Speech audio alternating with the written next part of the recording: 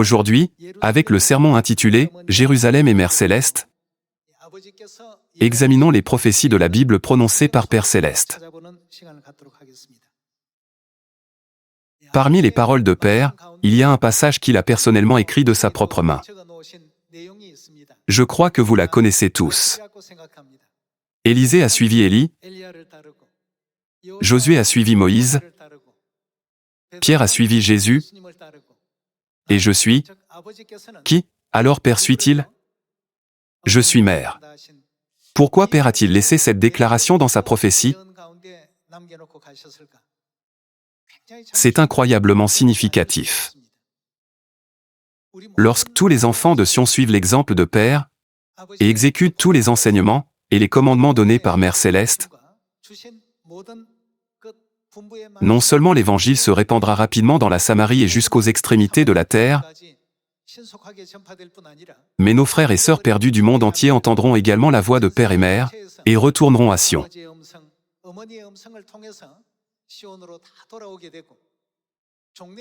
En fin de compte, la grande œuvre de l'Évangile, que Dieu a ordonnée, s'achèvera sur cette terre. Les prophéties ne s'arrêtent pas là, n'est-ce pas? Quelles autres prophéties Dieu nous a-t-il données?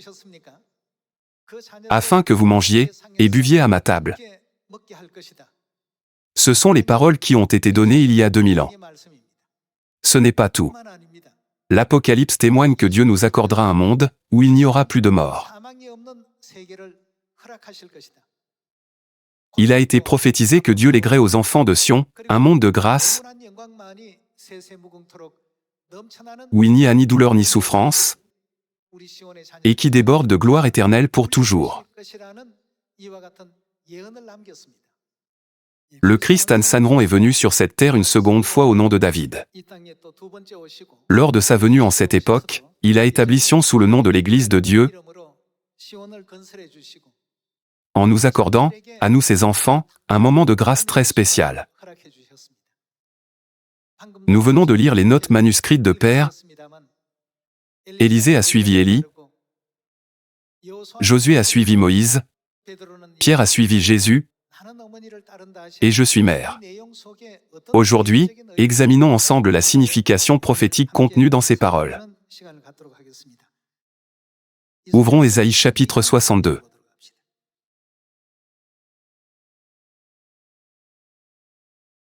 Lisons Ésaïe chapitre 62, verset 6. Sur tes murs, Jérusalem, j'ai placé des gardes, ils ne se tairont ni jour, ni nuit. Vous qui la rappelez au souvenir de l'Éternel, point de repos pour vous.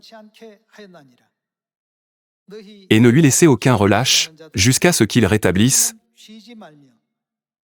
Qui? Jérusalem.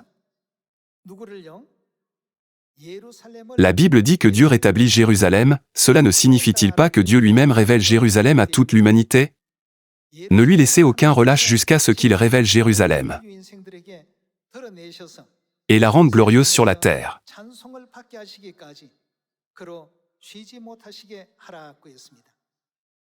Alors, selon la prophétie dans Ésaïe chapitre 62, verset 7, qui Dieu établira-t-il sûrement? Il y a environ 2700 ans, Dieu a fait inscrire dans le livre d'Ésaïe la prophétie selon laquelle il révélerait et établirait Jérusalem. D'après le témoignage du prophète Ésaïe, qui est celui qui établira Jérusalem? Il nous témoigne que Dieu est celui qui fera cela. Confirmons l'identité de cette Jérusalem à travers Galates chapitre 4.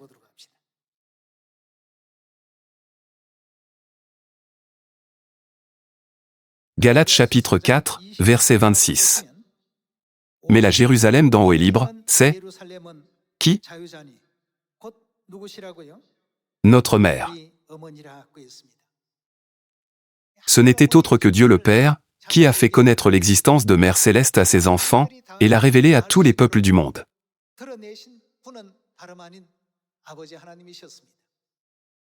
Comme il a été prophétisé, Dieu le Père vient sur cette terre en cette époque, pour révéler Mère Céleste la Jérusalem à tous les peuples du monde. Confirmons maintenant à travers Ésaïe chapitre 60, quels événements prophétiques se dérouleront à Sion en conséquence. 벌어지게 되는지 그 광경을 이사야 60장을 통해서 확인해 보도록 하겠습니다. Ésaïe chapitre 60 chante la gloire future que Jérusalem recevra.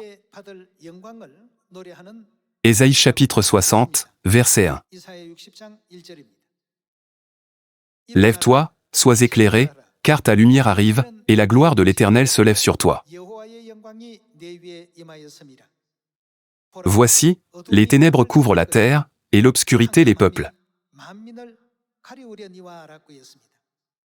Il est dit que l'obscurité couvrira tous les peuples, tous les habitants du monde. La prophétie, les ténèbres couvrent la terre, et l'obscurité les peuples, signifie qu'un temps viendra où il n'y aura pas de lumière.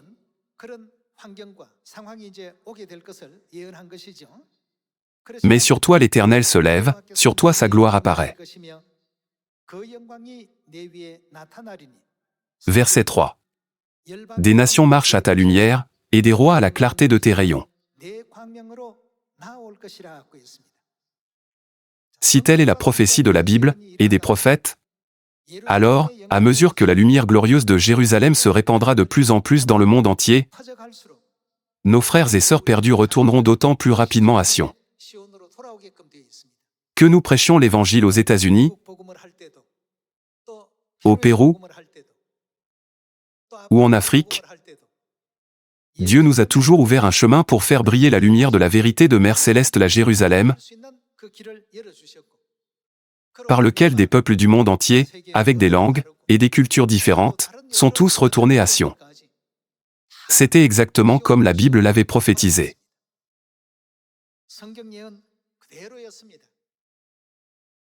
Puisque même le plus petit détail de la prophétie ne saurait faillir, nous devons tous être convaincus qu'elle s'accomplira sûrement. Pourquoi Dieu le Père nous a-t-il laissé ces paroles « Je suis mère » ? De plus, il a rappelé aux enfants de Sion, en disant « Je vous ai donné un exemple, afin que vous fassiez comme je vous ai fait ». Comme la lumière glorieuse de Jérusalem se répand dans un monde enveloppé de ténèbres, nos frères et sœurs perdus retourneront tous à Sion. Voyons maintenant le verset 3. Des nations marchent à ta lumière, et des rois à la clarté de tes rayons. Verset 4. Porte tes yeux alentour, et regarde. Tous ils s'assemblent, ils viennent vers toi, tes fils arrivent de loin, ils viendront de nations lointaines. Et tes filles sont portées sur les bras. Dans quelles circonstances a-t-il été prophétisé que ces choses auraient lieu? Ces choses auront lieu lorsque la lumière rayonnante de la gloire de Jérusalem sera proclamée au monde entier. Frères et sœurs, tout doit s'accomplir selon la prophétie. Selon la prophétie, Père est venu sur cette terre, a établi l'Église, a marché sur le chemin de l'Évangile pendant 37 ans, et nous a révélé Mère Céleste. Père nous a déjà enseigné, lorsque la gloire de Mère Céleste sera proclamée par ses enfants dans la Samarie et jusqu'aux extrémités de la terre, une grande œuvre commencera, où les fils arrivent de loin, et les filles sont portées sur les hanches. Qui est à l'origine de la croissance de l'Église de Dieu de seulement 13 églises, lorsque Père était sur la terre à plus de 7800 églises aujourd'hui?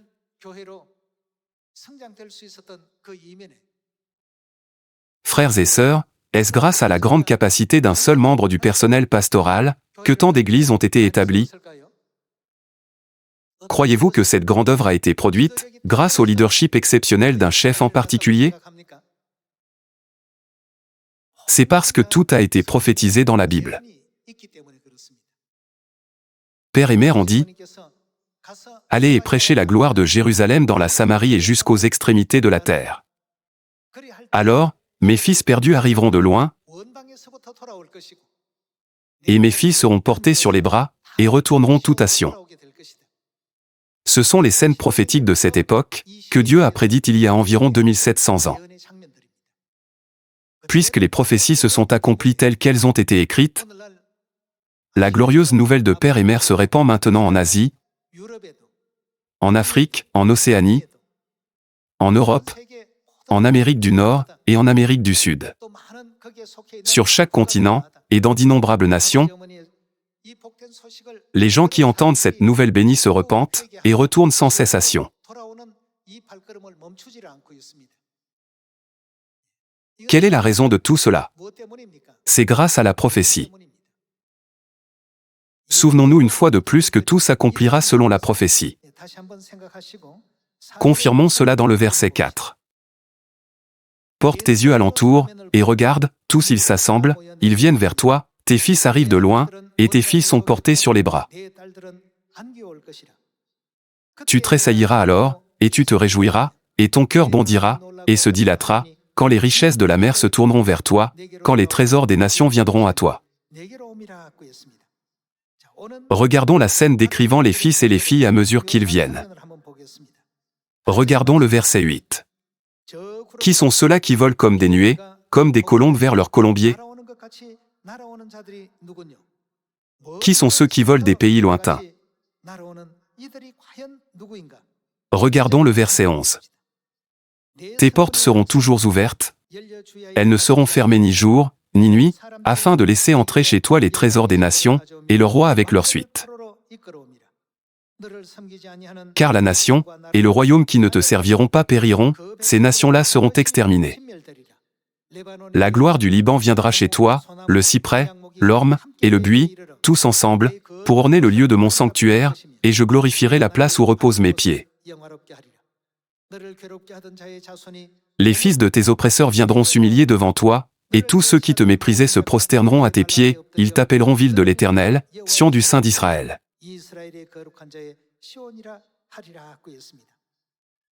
Ésaïe chapitre 60 explique la volonté de Dieu concernant Jérusalem à travers de nombreuses expressions figuratives, afin que les gens puissent facilement comprendre la prophétie. Regardons le verset 20. Ton soleil ne se couchera plus, et ta lune ne s'obscurcira plus, car l'Éternel sera ta lumière à toujours. Et, que se passera-t-il d'autre? Les jours de ton deuil seront passés. Il n'y aura plus que des justes parmi ton peuple. Ils posséderont à toujours le pays. C'est le rejeton que j'ai planté, l'œuvre de mes mains, pour servir à ma gloire. Le plus petit deviendra, quoi? 1 millier, et le moindre, que deviendra le moindre d'entre eux? Une nation puissante. Moi, l'Éternel, je hâterai ces choses en leur temps. Lorsque Père est venu sur cette terre, pourquoi n'a-t-il pas dit « Tout le monde doit me suivre » mais nous a plutôt laissé ces mots « Suivez Mère » avant son ascension? Mais la Jérusalem d'en haut est libre, c'est notre mère. C'est écrit dans Galates chapitre 4, verset 26. Lorsque l'existence de mère est témoignée, et proclamée dans toute la Samarie et jusqu'aux extrémités de la terre, qu'est-ce qui est donné ensuite à toute l'humanité? La vie éternelle, que Dieu a promise, sera donnée. Vous avez tous reçu la vie physique par vos mères physiques. De même, la vie éternelle ne peut pas nous être donnée sans notre Mère céleste éternelle. Notre Église s'est tenue sur la scène de la prophétie, et elle continue à avancer selon cette prophétie jusqu'à ce jour.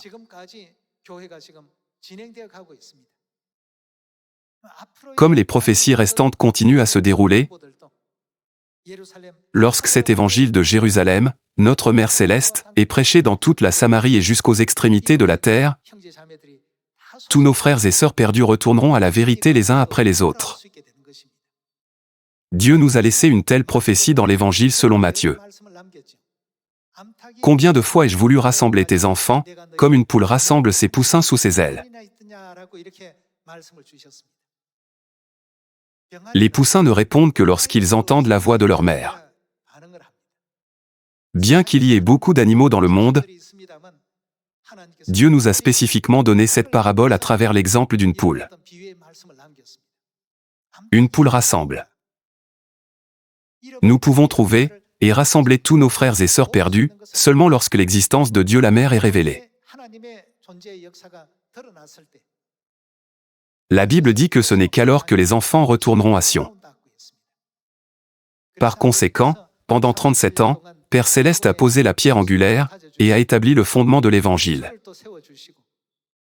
Mère Céleste rassemble maintenant tous les enfants perdus de tous les coins du monde. En effet, comparé à l'Église au temps de Père, l'Église connaît aujourd'hui une croissance incomparable,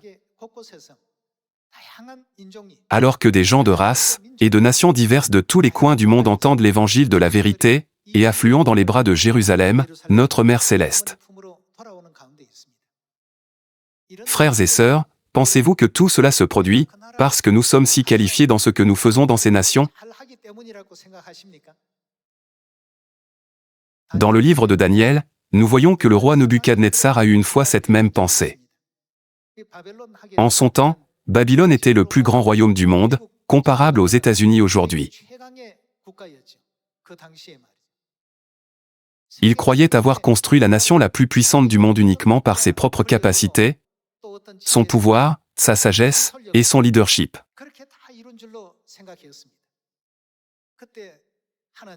À ce moment-là, Dieu a ôté l'esprit d'un homme au roi Nebuchadnezzar. D'un point de vue purement terrestre, il est vrai que le roi Nebuchadnezzar a accompli cela. Cependant, qui était celui qui a rendu toutes ces choses possibles? C'était Dieu. Au moment où cette pensée est entrée dans son esprit, et qu'il a prononcé ces paroles, toute l'autorité, le pouvoir, et la position qu'il possédait, ont été dépouillés en un instant.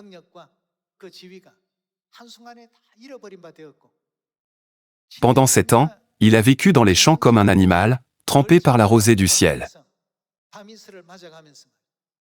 Il a passé 7 ans avec un esprit qui n'était plus humain. Une fois qu'il s'est rendu compte que toutes choses de l'univers ont été créées, et sont gouvernées par Dieu,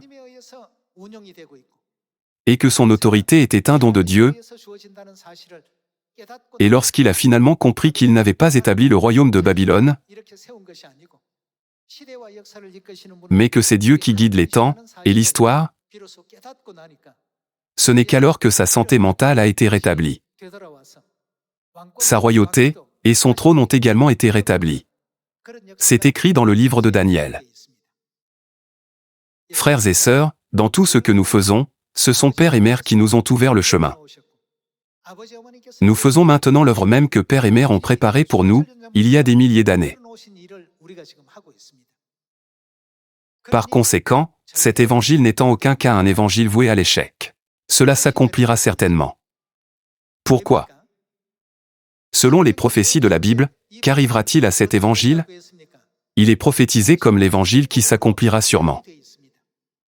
Dieu a dit, l'évangile sera prêché dans la Samarie et jusqu'aux extrémités de la terre, et il sera fait connaître à tous les peuples du monde. Par conséquent, conformément à cette prophétie, les enfants de Sion d'aujourd'hui avancent au pas avec le son de la trompette de la prophétie. N'unissons-nous pas tous notre cœur dans l'œuvre de prédication de l'Évangile dans le monde entier? Notre Église se tient sur la scène de la prophétie, et l'œuvre de l'Évangile se déroule selon la prophétie. J'entends que les membres de Sion de Busan prêchent beaucoup l'Évangile au Japon et qu'ils ont établi de nombreuses églises. C'est vraiment une chose merveilleuse que dans un pays où d'innombrables dieux différents sont adorés, les gens entendent la voix de Père et Mère, et retournent à Sion. On dit qu'au Japon, seulement 1% de la population est chrétienne. C'est un nombre incroyablement petit. Au milieu de cette réalité, partout où notre évangile est prêché, Dieu ouvre le chemin. Certains prétendent, prêcher l'évangile au Japon est impossible. La prophétie efface, du mot « impossible », déclarant que toutes ces choses sont en effet possibles.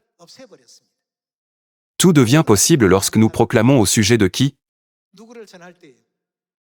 La Bible enseigne que lorsque nous ferons briller la lumière de Jérusalem, tout le monde retournera. Conformément à cette prophétie, puissions-nous tous prêcher l'Évangile dans la Samarie et jusqu'aux extrémités de la terre. Comme il est prophétisé dans Ésaïe chapitre 60, le moindre est devenu 1000, et le plus petit est devenu une nation puissante. Frères et sœurs, cet évangile a maintenant été prêché dans 178 pays à travers le monde. C'est parce que Père et Mère ont fait réussir cet évangile partout. Dieu a créé les cieux, la terre, et toutes les choses qui y sont contenues.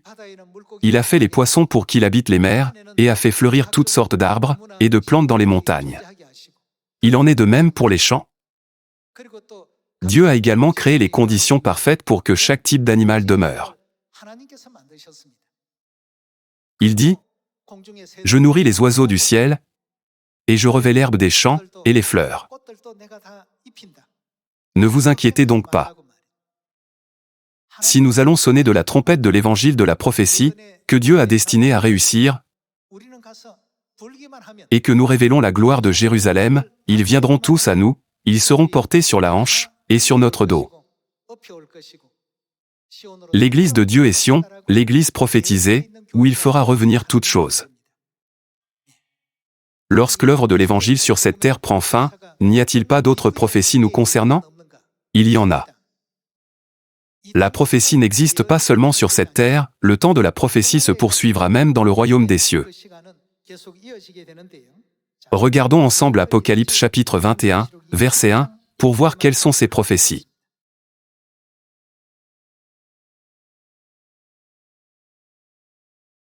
Puis je vis un nouveau ciel, et une nouvelle terre, car le premier ciel, et la première terre avaient disparu, et la mer n'était plus. Il est dit qu'un nouveau monde se déroulera maintenant devant nous. En d'autres termes, c'est le royaume des cieux. Passons au verset 4. Regardons les paroles dans le verset 4. Il essuiera toute larme de leurs yeux, et la mort, comment? Ne sera plus. Dieu accorde la promesse de la prophétie de détruire la mort. Il n'y aura plus ni deuil, ni cri, ni douleur, car les premières choses ont disparu.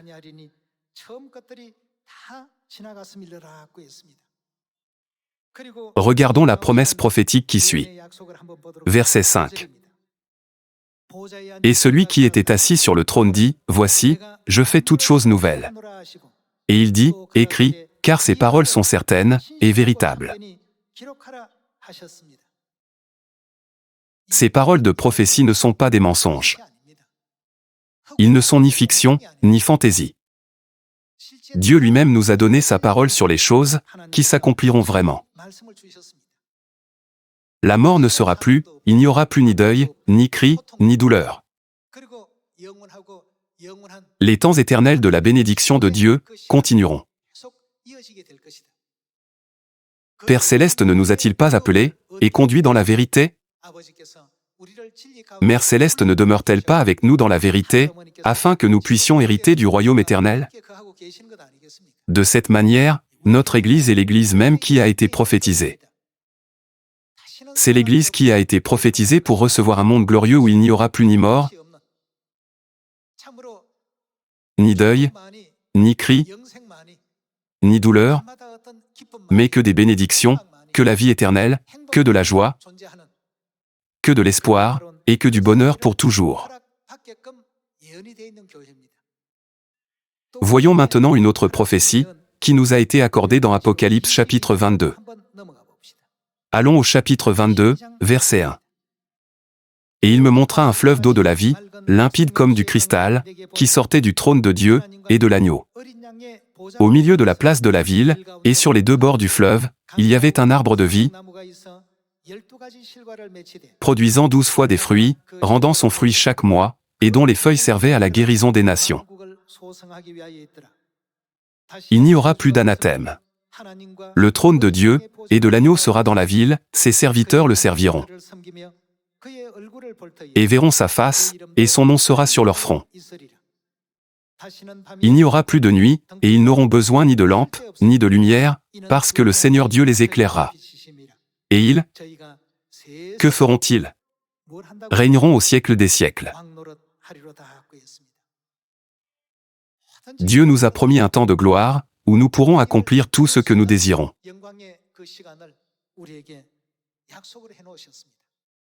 Dieu a révélé ses prophéties à l'apôtre Jean, en lui montrant ce qui allait arriver, 보여주시고 또 알려주셨고 et il les a placés dans l'Apocalypse afin que nous, 우리에게 참부 qui vivons en ces derniers jours, puissions les recevoir et les proclamer.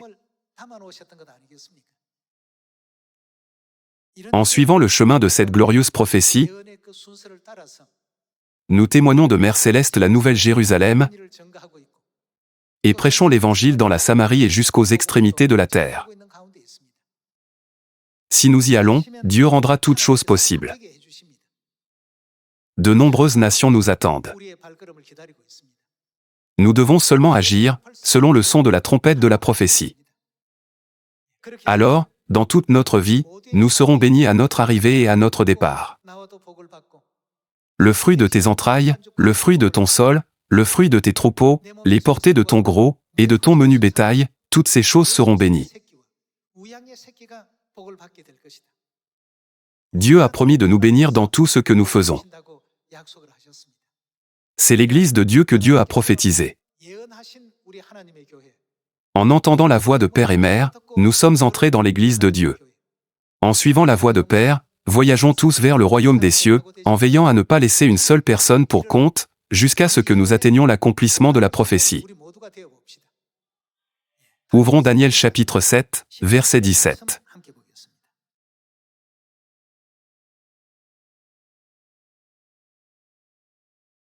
Chapitre 7, verset 17. Ces 4 grands animaux, ce sont 4 rois qui s'élèveront de la terre, 세상에 일어날 것이 mais les saints du Très-Haut, que feront les saints du Très-Haut? 성도들이 어떻게 한다고요? Ils recevront le royaume, et ils posséderont le royaume. Combien de temps le posséderont-ils? 그 누림이 어느 정도 된다고 했습니까? Éternellement, 영원하고 d'éternité, en éternité. Un seul, éternellement, ne suffit pas. 되지가 않습니다.